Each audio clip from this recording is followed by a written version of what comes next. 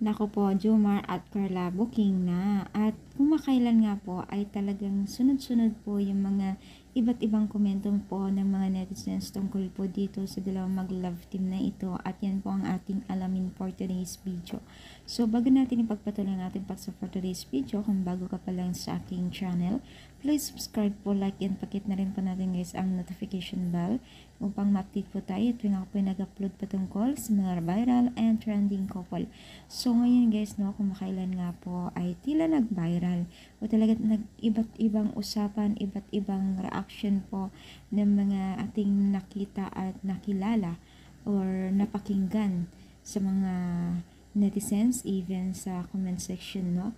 Sobra talaga ang pagiging isang Jomar at Carla, no.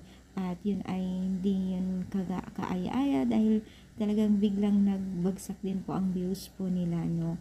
Dahil nga po sa mga komento na ayaw nila ng hindi sweet, kumbaga ayaw nila yung laging nagkakatampuhan, kumbaga, no. Pero ngayon, huling-huli ka ang dalawang ito habang naghaharutan sa kamera.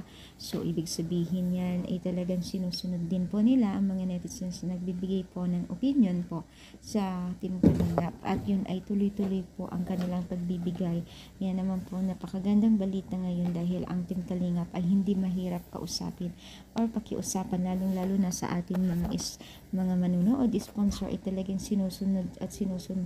Talagang, ano ba yun guys, talagang inaano tayo, parang sinusundan, guys, ay sinusunod, diba? So, sana ganoon din ang ating bibigay po ng suporta sa kanila, no?